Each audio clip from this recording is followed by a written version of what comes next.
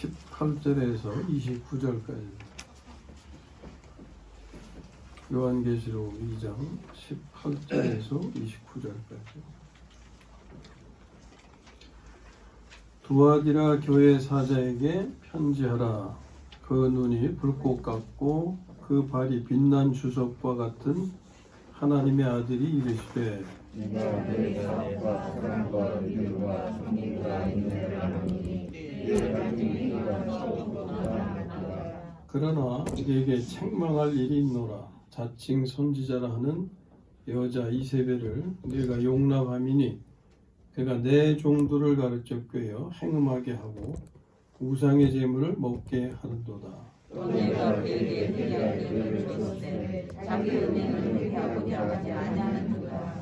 볼지어다 내가 그를 침상에 던질 터이요 또 그와 더불어 간음하는 자들도 만일 그의 행위를 회개하지 아니하면 큰 환난 가운데에 던지고 또 내가 사망으로 그의 자녀를 죽이리니 모든 죄에 나가는 사람의 곁에서 마음을 살피는 자인 줄 알지라. 내가 너희 각 사람의 행위대로 갚아주리라. 두아디라에 남아있어 이 교훈을 받지 아니하고 소위 사탄의 깊은 것을 알지 못하는 너에게 말하노니 다른 짐으로 너에게 지울 것은 없노라. 다만 너에게 있는 것을 내가 올 때까지 굳게 잡으라. 이기는 자와 끝까지 내 일을 지키는 그에게 만국을 다스리는 권세를 주리니 그가 철장을 가지고 그들을 다스려 질그를 깨뜨리는 것 같이 하리라. 나도 내 아버지께 받은 것이 그러하니라. 내가 또 그에게 새벽별을 주리라. 귀 있는 자는 성령이 그에게 하시는 말씀을 들을지어다. 아멘.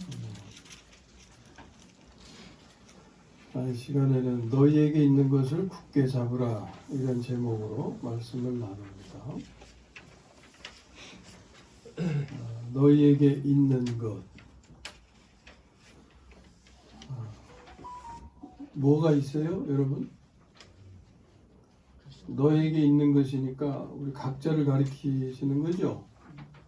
우리 각자에게 있는 것 뭐예요? 믿음도 있을 수 있고 하나님이 주신 것 중에서 가장 좋은 것 뭐겠어요? 하나님의 생명이죠. 아멘? 그래서 우리가 하나님의 자녀 되는 거 아닙니까? 생명은 뭐하러 주셨어요?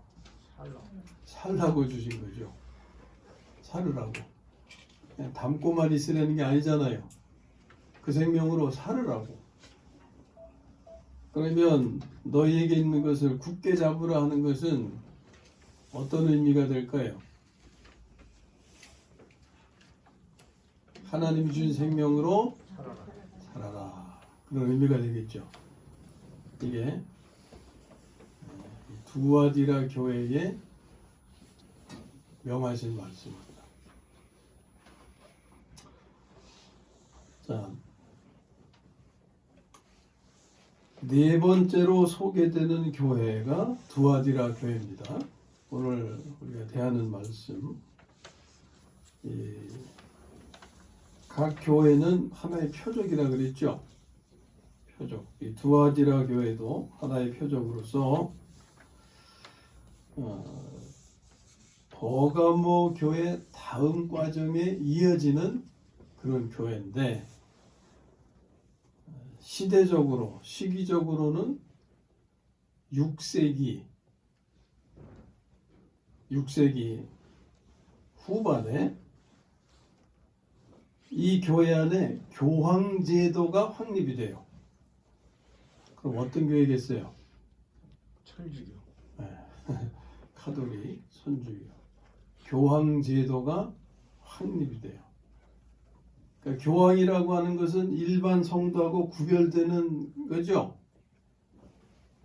그런 구분을 짓는 것을 무슨 영향이라고 그랬어요? 니골라당의 영향이라고 했죠. 그러니까 니골라당의 영향으로 교회가 이렇게 이제 변해갑니다. 그래서 교회 안에 교황제도가 확립돼요. 초대 교황은 누구? 베드로를 시점으로 해가지고 2대, 3대 쭉 왜냐하면 마태복음에 예수님께서 베드로에게 말씀하시면서 반석 위에 내가 교회를 세우리라 그러니까 베드로 위에 세우는 걸로 알아들은 거죠.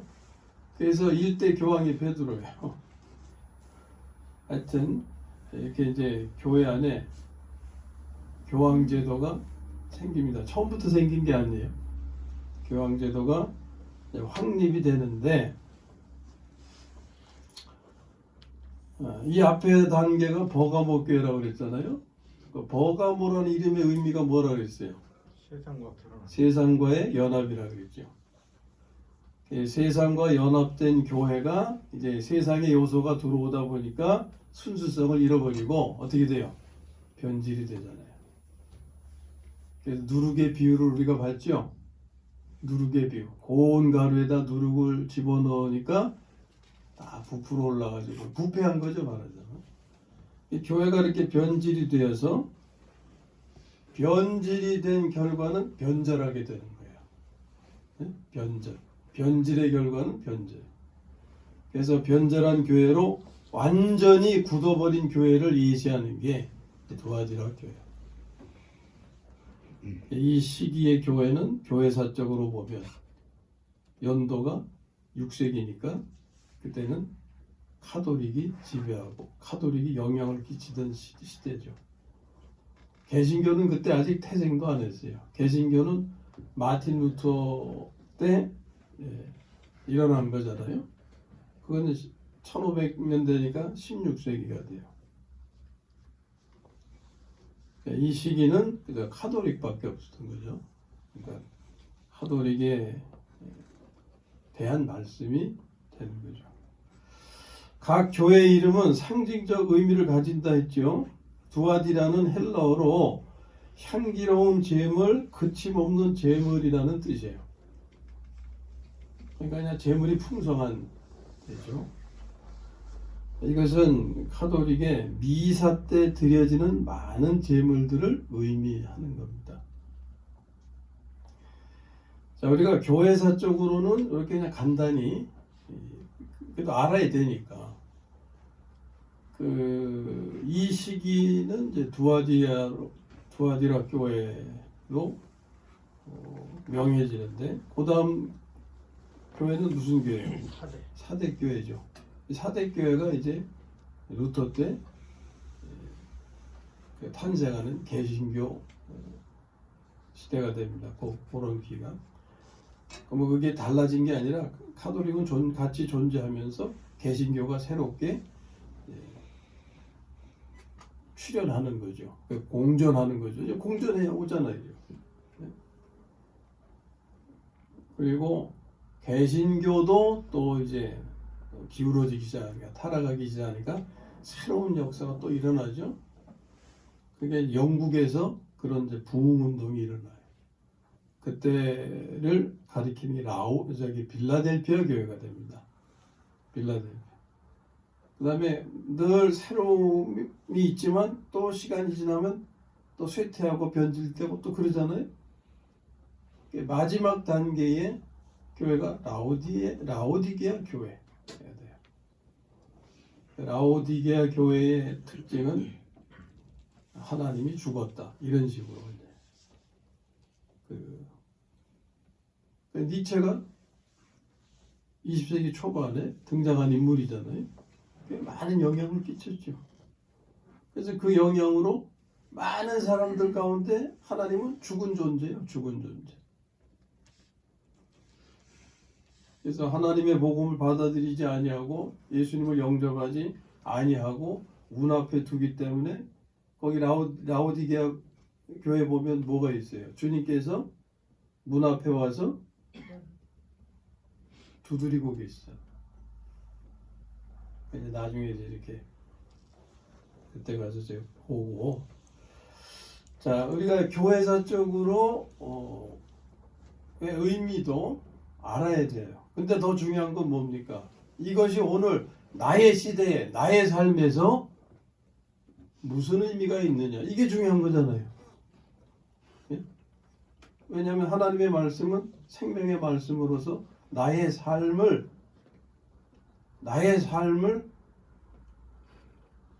주장하시고 이끌어 가시기 때문에. 그래서 이제 이 교회가, 이 두아디라 교회가 나의 신앙생활에서 어떤 식의 내용을 의미하는지를 우리가 알아야 되겠습니다. 자, 우리가 구원받았을 때는 하나님만을 사랑하는 바람직한 교회였을 거예요, 다. 그렇죠? 초기에 구원받았을 때. 그 바람직한 교회가 어떤 교회였어요? 처음 교회지. 에베소 교회. 에베소 교회. 우리가 처음에는 에베소 교회 같았다 그 말이에요. 그 다음에는 핍박을 거치는 과정도 갖게 되죠. 핍박을 거치는 동안에는 우리가 어떻게 그 과정을 지나고 이길 수 있었겠어요? 믿음이죠. 예? 믿음. 두 번째 교회는 서머나 교회.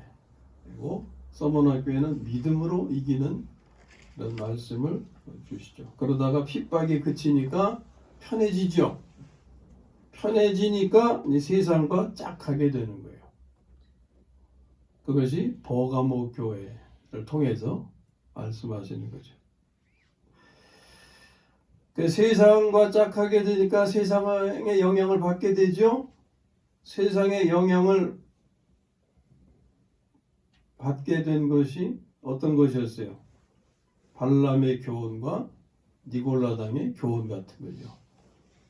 여기에 준해서만 지금 말씀할 때 그래요. 그 외에는 철학과 헛된 속임수라든지 뭐 다른 많은 것들을 얘기할 수 있지만 여기 한해서 말씀을 나눌 때 발람의 교훈과 니골라당의 교훈에 영향을 받잖아요. 이게 교회에 들어와서 변질을 시키죠. 이게 누룩과 같은 거였단 말이에요. 누룩. 이러한 누룩이 교회에 들어와서 변질시키는 거예요. 그러니까 말씀과 멀어지게 되죠. 말씀과 멀어지게 되니까 하나님이 말씀을 통해서 이루고자 하시는 그 길에서 점점 벗어나게 돼요. 하나님이 원하시는 건 뭐라고 그랬어요? 일이에요? 인격의 변화예요? 인격의 변화라고 그랬잖아요. 근데 인격의 변화는 소홀해지고 뭐에 집중하게 돼요? 일 중심이 되버려요. 에베소 교회에서도 지적받은 것이지만 여기 두아디라 교회에서도 앞에서 뭐라고 말씀합니까?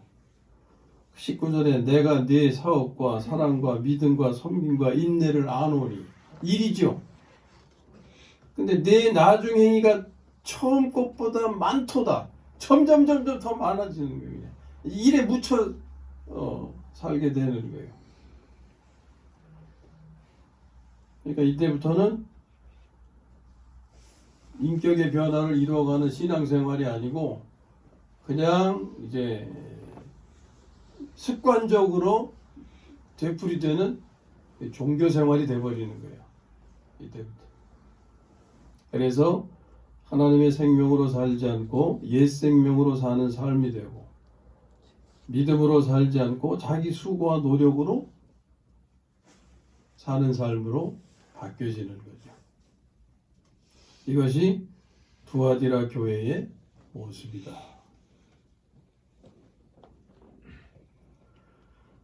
자, 두아디라의 의미가 뭐라 그랬어요? 앞에서 향기로운 제물, 거침없는 제물 그랬잖아요. 하나님께 많은 걸 드리려고 하는데 예? 그게 여기 의미의 향기로운 제물이었냐? 아니다. 바울이 표현한 대로 보면은 사람들은 향기로운 제물을 드린다고 생각했겠지만 하나님에게는 뭐가 됐겠어요? 배설물이 되는 배설물. 예? 거룩한 제물이 되는 게 아니고 배설물. 하나님 앞에 드려지는 거룩한 제물은 우리가 제물 되는 거예요. 우리의 변화. 예? 우리의 인격 변화. 그래서 날마다의 삶에서 이 예배 자리에서 우리가 예물을 드릴 때 옛 생명에서 나온 소산을 드리면 그건 하나님 앞에 배설물이 되는 거예요. 우리는 향기로운 제물 드린다고 생각하고 드릴지 모르지만 우리가 하나님 앞에 와서 한 주간 지나면서 하나님의 생명으로 살아서 얻은 성령의 열매를 드릴 때 그게 거룩한 제물이 되는 거예요. 아멘. 네? 거룩한 제물. 우리가 교회 와서 하나님을 부르며 예배를 드리지만 부요한 것만 구하고 예? 물질적인 것 뭐 이런 것만 구하면서 자기 욕심만 가지고서 하나님을 부르면 하나님을 부르는 이름이 어떻게 들린다고 그랬어요? 바알 이렇게 들린다고 그랬잖아요. 예? 우리는 하나님을 예배한다고 하나님을 부를지 모르지만 하나님을 찬송한다고 할지 모르지만 하나님의 귀에는 그것이 바알 그리고 우상을 숭배하는 자들이 그 신전에서 그냥 날뛰고 춤을 추는 것처럼 우리의 모습이 하나님 앞에 그렇게 보일 뿐이다 그 말이에요.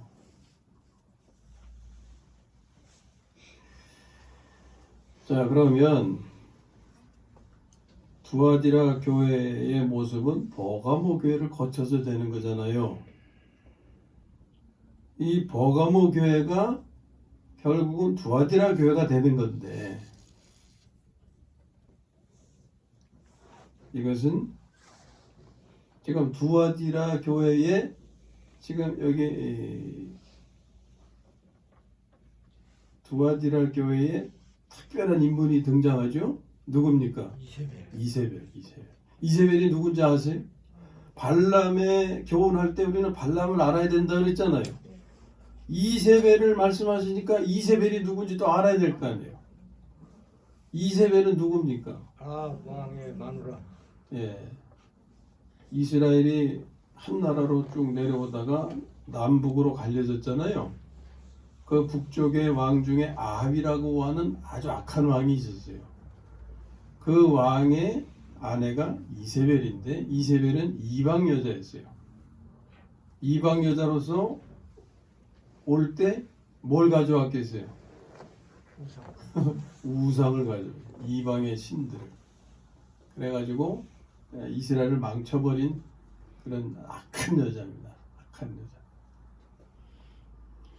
그러니까 이 이세벨은 예수님께서 누룩의 비유를 하실 때 한 여자가 그랬죠. 여자가 고운 가루에 누룩을 넣어서 그랬죠. 그때 그 여자에 해당되는 거예요. 또 요한계시록 열심히 읽으셨으니까 17장에 가서 보면 바벨론에 관한 말씀 있잖아요. 예? 거기 또 여자가 나오죠. 그 여자가 이세벨. 이세벨이 그 여자를 또 상징하고. 그러면 이세벨이 갑자기 나타난 게 아니에요. 이세벨의 앞단계에 그러한 요인들이 있다가 이것이 이세벨로 출현을 하는 거예요. 이세벨이 상징하는 그 상징적인 내용을 가지고 등장하는 건데 이 앞에 교회에 끼친 악한 요소들이 뭐였어요? 세상의 영향이 뭐였어요? 발람의 교훈과 니골라당의 교훈이잖아요. 그러니까 발람이라고 하는 사람과 니골라라고 하는 사람의 그저 합쳐진 것이 이세벨이에요. 우리가 요즘 어떤 인물을 볼 때 저 사람은 누구와 누구를 합친 것 같아. 뭐 이런 표현 쓰잖아요. 예? 그것처럼 이세벨은 발람과 니골라를 합친 사람과 같은 거예요. 그런데 발람과 니골라에 관해서 말씀할 때는 아직 사람은 아니었어요. 교훈이었죠. 예? 교훈. 그런데 발람의 교훈과 니골라당의 교훈이 이세벨, 사람으로 된 것은 지식이 실제가 된 거예요. 네? 교훈이 사람으로 된 것은 지식이 실제가 되는 거예요. 이것은 교훈을 통해서 내용이 변질되어 가지고 그 결과는 변절자가 나타났다. 그래서 완전히 굳어진 거예요. 아주 이렇게 굳어져 버려요. 이것은 우리가 그리스도가 아닌 것을 받아들이면 생기는 일입니다. 그리스도가 아닌 것은 니골라 발람의 교훈과 니골라당의 교훈 같은 거. 그리스도가 아닌 것이 무엇인지는 성경을 통해서 여러분들이 구분을 하셔야죠, 이제. 예? 골로새서에서 말씀하는 철학과 헛된 속임수. 철학이라고 하는 것은 교회 밖에서 그 사상과 가르침들이 교회 안에 영향을 끼친 것이고, 헛된 속임수라고 하는 것은 교회 안의 것들이 우리를 하나님이 원하시는 인격을 변화시키는 그런 길로 인도해 주지 못하는 종교적인 요소들, 예수님이 지적하신 바리새인과 사두개인들의 교훈이라든지 장로들의 유전이라든지 이런 것들. 오늘날 우리 교회 안에 그저 아주 뿌리 내리고는 각 교단의 교리라든지 이런 거. 제가 그런 말씀드렸죠. 교회에 오시면 어떤 교회에 오시는지는 뭐 그 영향에 따라서 그러시죠. 내가 선택해서 올 수도 있고 누구의 영향을 받아서 부모님이 뭐 감리교 나가셨으니까 그 집안에서 태어나서 자라다 보니까 감리교인이 될 수도 있고. 그런데 어떻게든 하여튼 건강한 교회, 사입이 이단만 아니고 건전하고 건강한 교회에 오시는 것은 하나님의 은혜죠. 예? 하나님의 인도하시는데, 그런데 이제 교회에 와서 주의할 것은 뭐라 그랬어요? 교리에 잡히는 사람이 되지 말고 누구에 잡혀라? 예수님께 잡혀라. 예? 어떤 교회를 가든지 그 교단에 교리가 있을 것 아니에요. 그 교리에 잡히면 분열된 사람이 되어버려요. 예? 장로교, 아주 골수 장로교인이 되면 다른 교파의 사람들은 아예 그냥 다 제쳐놓고 교제도 안 하려고 하고 그런 담을 쌓고 지내는 경향이 있잖아요. 뭐 건강한 교단 교회 안에 그 모든 성도님들은 다 하나님의 자녀, 하나님을 믿는 데는 이의가 없어요, 그렇죠? 장로, 교인분들이나 감리교 사람들이나 하나님을 믿는 데는 다 똑같아요. 근데 왜 이렇게 나뉘어져 있느냐? 교리 때문에 이렇게 교리. 하나님의 말씀을 해석하다가 좀 차이가 생겨요. 그러면 서로의 주장이 강하다 보면은 일치가 안 되면 어떻게 돼요? 갈라설 수밖에 없잖아요. 그래서 감리교 생기고 장로교 생기고 뭐 순복음 생기고 이런 거예요. 그러니까 말씀을 해석하는 이 기능은 사람에게 있어서 어디서 해요? 어디서? 생각에서 해요. 생각. 그래서 우리가 분열되는 것은 하나님을 믿는 그것 때문에 분열되는 게 아니고 의견 때문에 분열돼요. 의견 때문에. 그래서 고린도후서 10장에서 뭐라 그랬어요? 우리의 모든 생각을 사로잡아서 어떻게 해야 된다고? 그리스도에게 복종시켜야 한다. 그럴 때 우리는 감리교인도 없고 장로교인도 없고 그리스도의 몸의 지체일 뿐이에요. 아멘.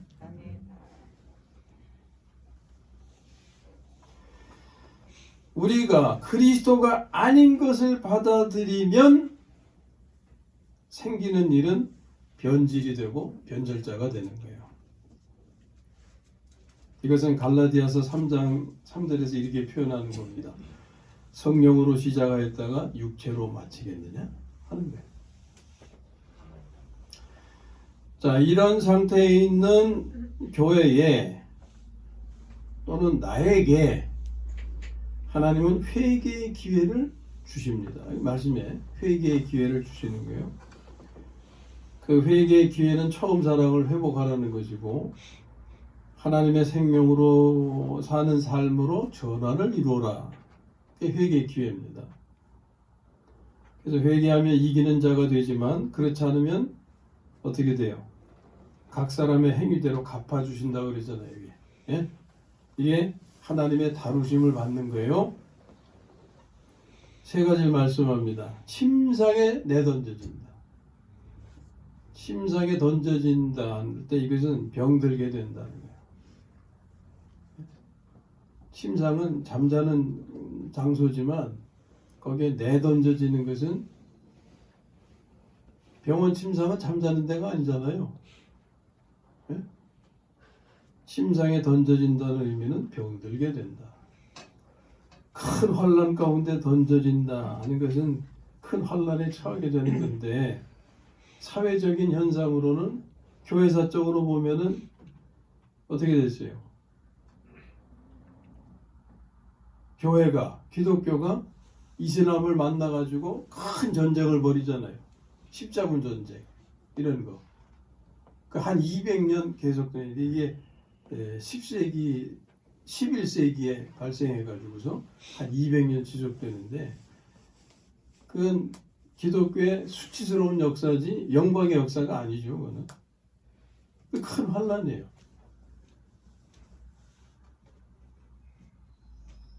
규모가 큰 현상을 예를 든 거지만 또 작은 규모로도 이런 일이 있을 수 있잖아요.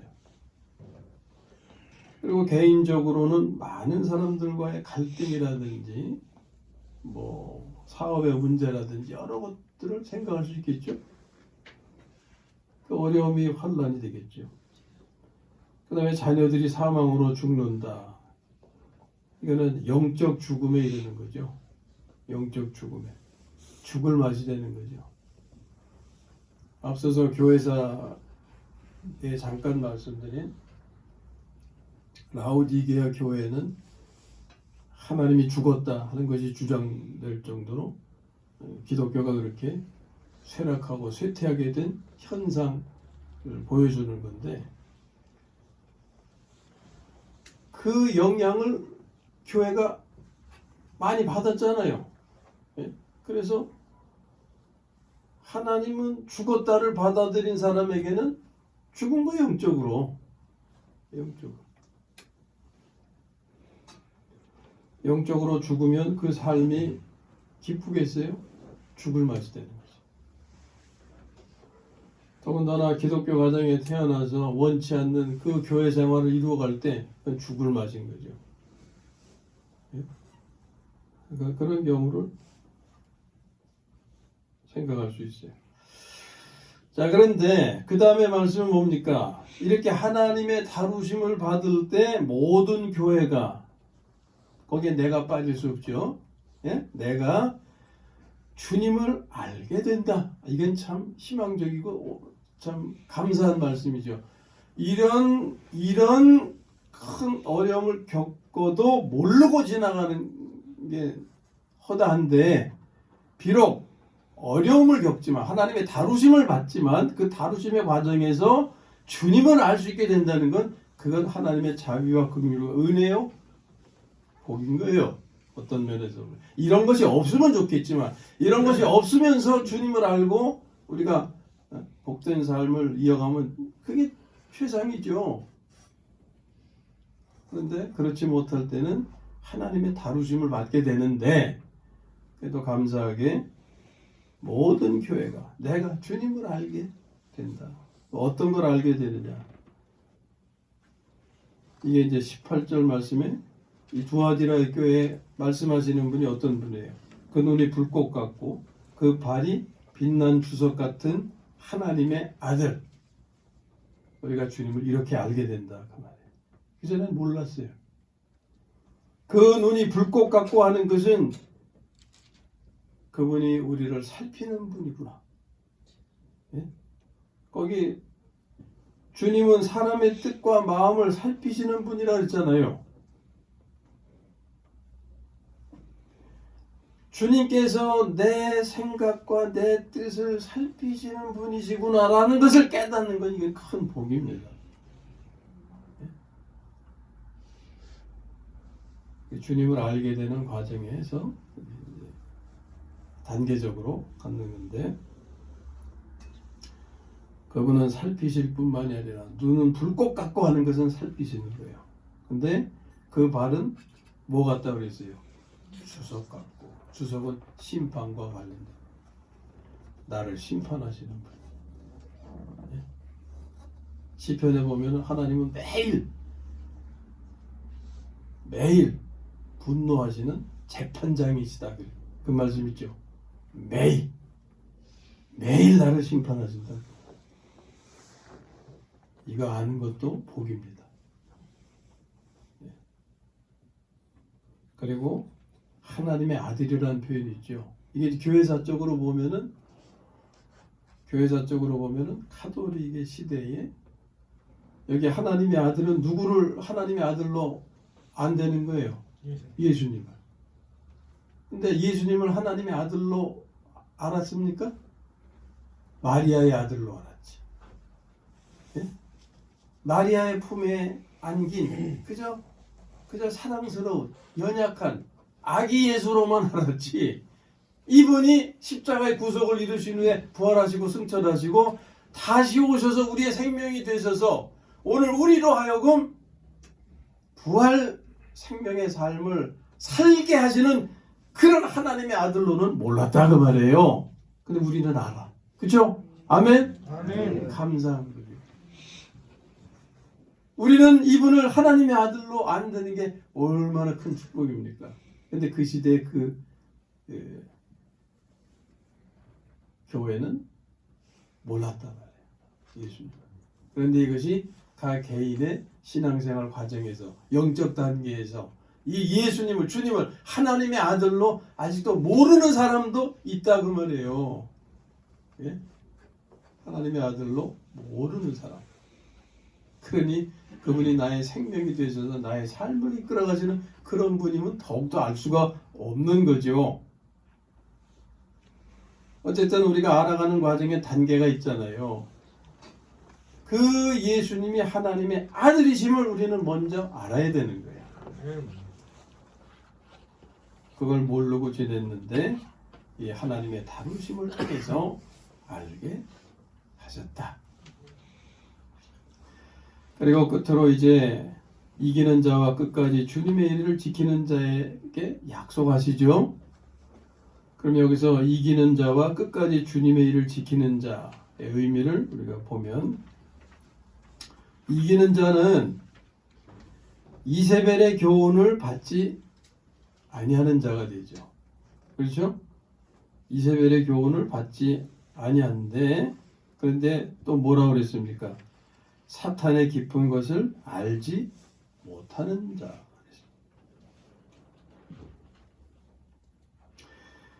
자, 24절 말씀이죠. 두아디라에 남아 있어 이 교훈을 받지 아니하고, 이세벨의 교훈.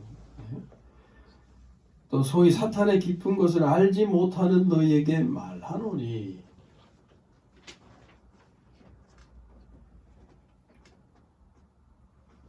이세벨의 교훈을 받지는 않지만 아직 사탄의 깊은 것을 알지 못하는 자. 이세벨의 교훈을 받지 않는 것은 우리가 안디바의 삶에서 그런 의미를 나누죠. 안디바가 무슨 의미라고 그랬어요? 모든 것을 반대하는, 사탄으로부터 오는 모든 것을 반대하는. 그러니까 이세벨로부터 오는 모든 것을 반대하는, 그리스도가 아닌 것을 배척하는.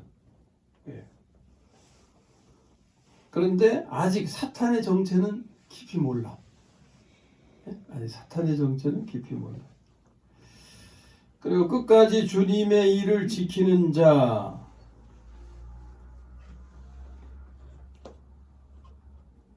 이것은 자기에게 있는 것을 주님 오실 때까지 굳게 잡은 자를 말해요.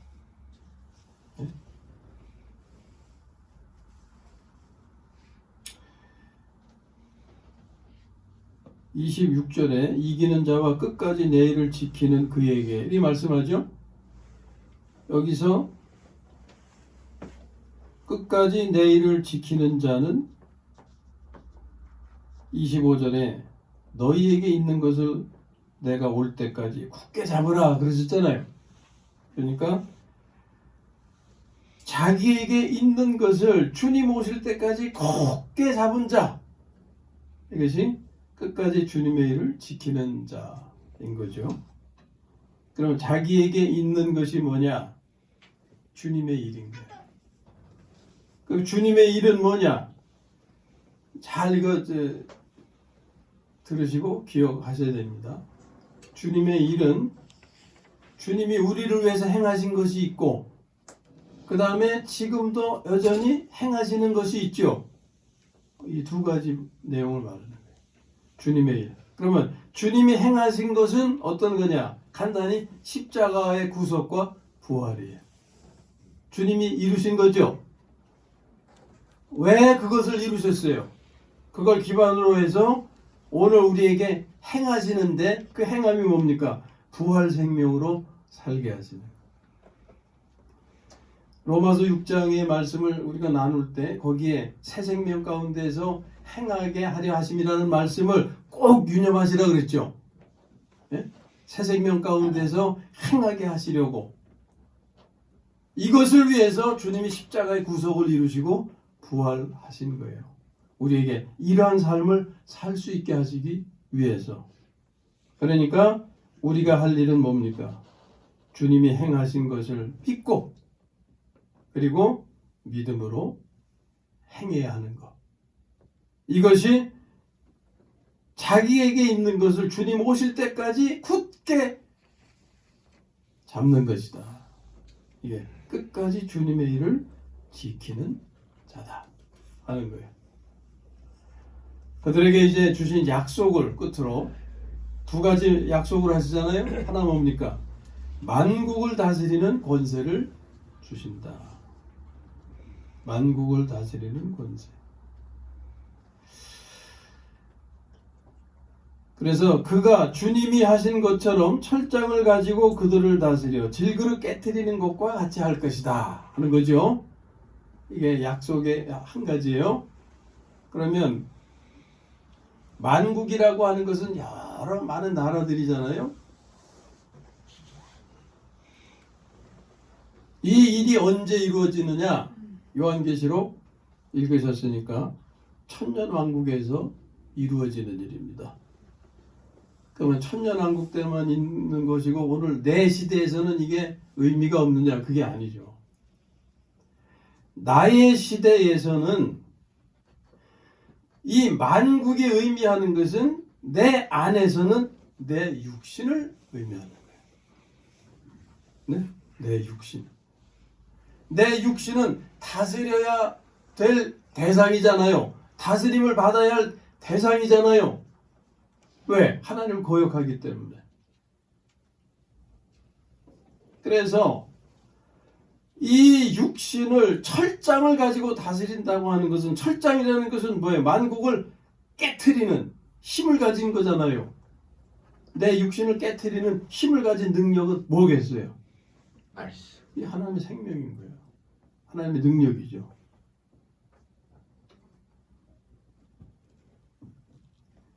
왜 고린도후서 10장에서 사탄이 우리의 생각 속에 벙커, 견고한 진을 구축하고 있다고 그랬잖아요. 그것을 깨부수는 게 뭐라 그랬어요? 하나님의 능력, 파워라 그랬잖아요. 예? 그게 철장과 같은 게 철장.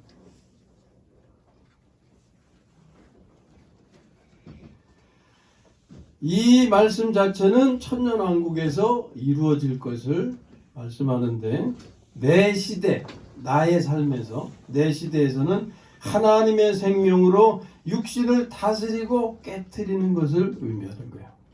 곧 구체적으로 성질을 죽이고 온유를 사는 것. 이걸 약속하고 계시다 하는 거죠.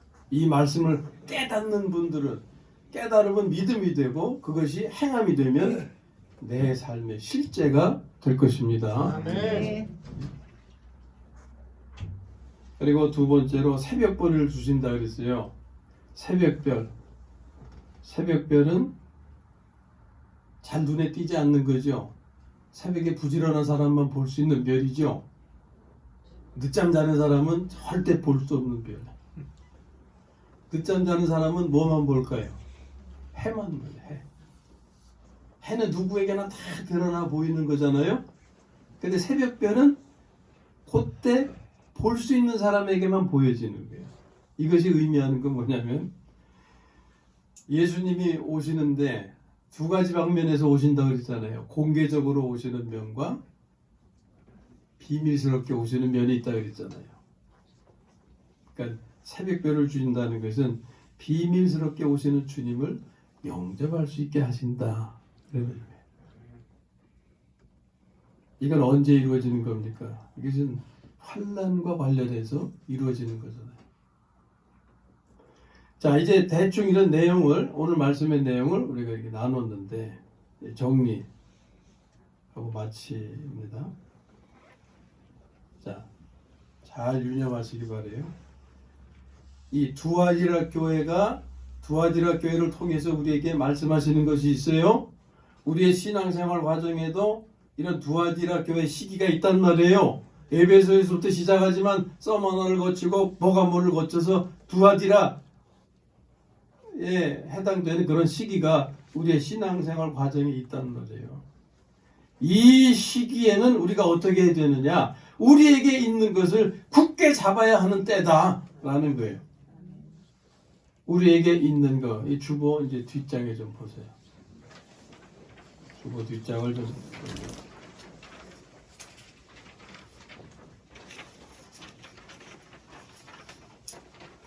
자, 같이 읽어보세요. 이 시기는 우리에게 있는 것을 굳게 잡아야 하는 때이다. 그것만 읽으시고 그 밑에 이제 우리에게 있는 것 줄치고 주님의 일 그랬죠.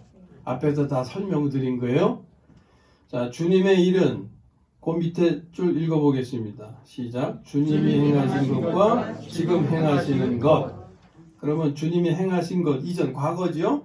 그건 뭡니까? 고 읽습니다. 시작. 십자가의 구속과 부활. 지금 행하시는 것. 성령으로 육신을 깨뜨려 살게 하시는 것. 구체적으로 그 밑에. 선지를 죽이고 오류를 살게 하시는 것. 아멘. 이해하셨죠? 자, 그러면 이제 이것이 요약할 때 그 밑에 두 줄을 읽습니다. 시작. 이는 십자가의 구속과 부활을 믿어 부활 생명으로 육신을 깨뜨려 선지를 죽이고 오류를 사는 삶을 이루는 것이다. 아멘. 아멘. 오늘 말씀이 싹 정리되셨어요? 아멘.